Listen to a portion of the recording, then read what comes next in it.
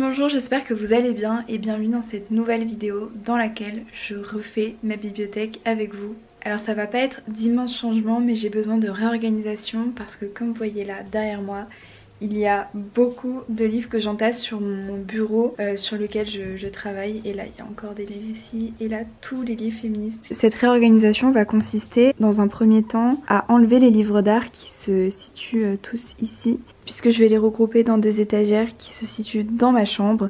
Comme ça il y aura une étagère qui sera 100% dédiée aux livres d'art. Et cette bibliothèque, j'ai envie qu'elle soit vraiment dédiée seulement à la littérature. C'est parti, je vous emmène avec moi.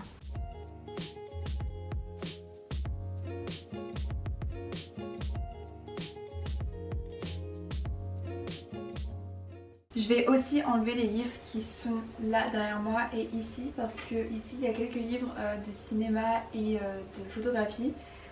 Donc pareil, je vais les ranger dans mon étagère dédiée à l'histoire de l'art.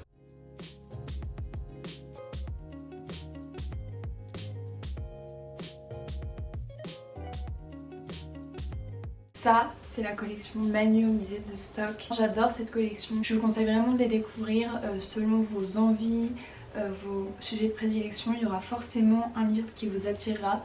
Je vous conseille de le piocher et de le découvrir. Alors maintenant, je vais essayer de trier les livres ici sur ma table en fonction de comment je souhaite les disposer dans ma bibliothèque. C'est-à-dire que je vais quand même trier les livres de littérature étrangère, après les livres français contemporains du 20e, du 19e. Et aussi, je voudrais faire une partie qui est consacrée au féminisme juste ici. De toute façon, les livres féministes ils sont déjà ensemble. Donc c'est parfait. Là, je vais vous laisser avec le tri qui va se faire en un claquement de doigts.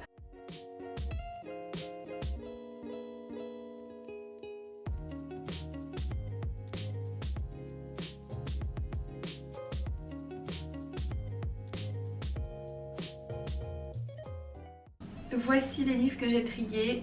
Ici se trouve la pile de littérature contemporaine. Donc je pense qu'il y en a beaucoup que je vais mettre ici, dans cette étagère là. Celle-ci j'aimerais beaucoup mettre les correspondances, les journaux d'écrivains et les livres un petit peu hybrides. J'aimerais bien leur laisser un grand espace. Et comme je l'ai dit, dans cette étagère là j'aimerais mettre tous mes livres féministes, en tout cas les volumineux. L'étagère d'en dessous, peut-être les poches. Je pense que ça va même me prendre les trois. Mais bref, on va d'abord trier tout ça avant que la pile s'écroule. Je vais un peu les mettre sans vraiment d'ordre logique.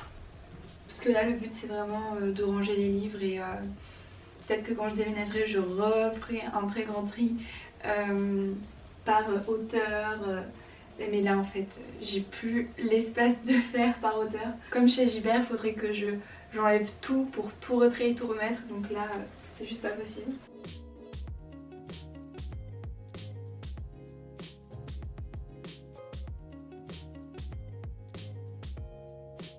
Voici les journaux et les correspondances qui étaient sur mon bureau et que j'ai repris pour mon tri. Et j'adore ce genre d'écrits, c'est les écrits de l'intime. C'est des écrits qu'on n'était pas tellement censé lire en soi. Il y en a beaucoup qui m'ont été publiés de manière posthume. Donc je me dis que c'est des ressources rares et précieuses. Et aussi je voulais mettre des livres que je trouve un peu hybrides, c'est-à-dire des écrivains et écrivaines qui ont écrit sur des écrivains aussi.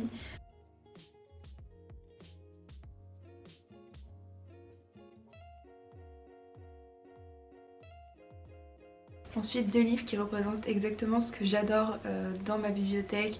C'est un peu des pépites, en plus dans de très belles éditions. Il y a Amitié philosophique de Louise d'Épinay, qui est une philosophe du temps des Lumières, qui était beaucoup appréciée par Diderot. Et enfin, il y avait une seule pièce de théâtre qui était dans ma pile, c'est La Cerisée de Tchekhov. Celle-là, je vais la ranger dans l'étagère qui est occupée par la partie théâtre et celle-ci avec les lumières. Le problème c'est que les pièces de théâtre, j'aime tellement les couvertures qu'en fait je les mets toutes comme ça. Ensuite il y avait aussi quelques recueils de poèmes. Je suis d'autant plus fan parce que ce ne sont que des poétesses. Anna Akhmatova, Gabriela Mistral, Annie Lebrun, Marceline Desbordes-Valmore et Clara Isé. Trop beau. Je vais juste les mettre en bas ici, qui est ma petite étagère poétique. Juste ici j'amène comme prévu les grands formats et on va voir ce que ça donne. J'aimerais bien refaire un petit peu la disposition que j'avais faite avec les beaux livres d'art c'est de mettre l'art du féminisme juste ici au milieu. Donc je vais faire tout de suite comme ça. On va voir si ça peut passer. Voilà, je vais le mettre au milieu. Et ensuite, je vais mettre les grands livres sur les côtés et la livre de poche.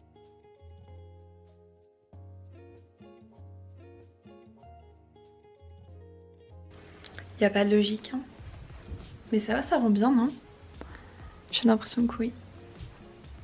Maintenant, il faut que j'enlève toute la littérature américaine, autrichienne, allemande, parce que ici vont venir les livres de poche, mais je ne sais pas tellement où les mettre en soi.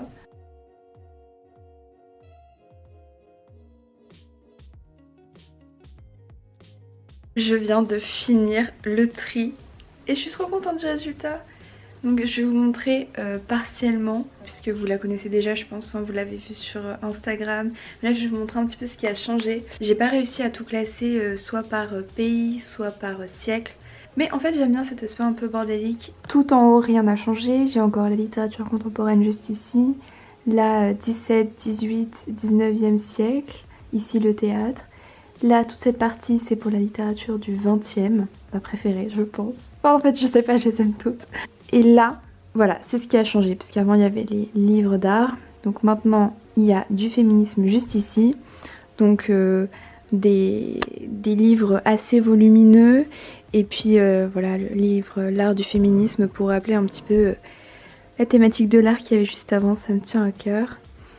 Ensuite, juste ici, il y a tous les poches, c'est très bien parce que mon étagère je l'avais calibrée en fonction de la taille d'un poche, donc très sympa. Et là les livres un peu plus grand format, mais j'aime beaucoup l'ambiance parce que j'ai vraiment l'impression d'être dans une librairie féministe. C'est ma petite librairie féministe à moi. Ensuite là il y a la littérature russe. Je l'ai mise tout en bas parce qu'il y a encore beaucoup d'espace et je sais que je vais avoir besoin de beaucoup d'espace pour la littérature russe, notamment pour Dostoïevski, mais je vous en parlerai sûrement plus tard. Ensuite ici c'est vraiment le bordel parce qu'il y a de la littérature américaine, autrichienne, allemande, hongroise. Bon là il y a tous les Zweig que j'ai réussi à mettre là, mais là tout s'est déchaîné parce que j'ai juste essayé de les mettre comme je pouvais. Ensuite là c'est la littérature asiatique et plus particulièrement japonaise et coréenne. Ici bah, c'est aussi un gros bordel mais j'aime bien parce que c'est assez épuré. Il y a la littérature américaine, norvégienne, suédoise, là encore un peu de coréenne, japonaise, tchèque, voilà. Et là à nouveau c'est une de mes parties préférées, tout ce qui est lettres, correspondances, carnets, journaux. Et juste ici c'est de la littérature à nouveau contemporaine, majoritairement française, donc là les grands formats. Là un petit peu de poche, je trouve ça très mimi. Et juste au-dessus bah, c'est la littérature du 19e qui rentrait pas dans ma section du 19e. Et il y a un livre d'Henry James. Voilà, c'est le côté bordélique. Mais j'aime beaucoup. J'espère sincèrement que cette vidéo vous a plu et je vous dis à bientôt pour une prochaine vidéo sur ma chaîne. N'hésitez pas à me dire en commentaire ce que vous voudriez voir, ça me ferait vraiment plaisir.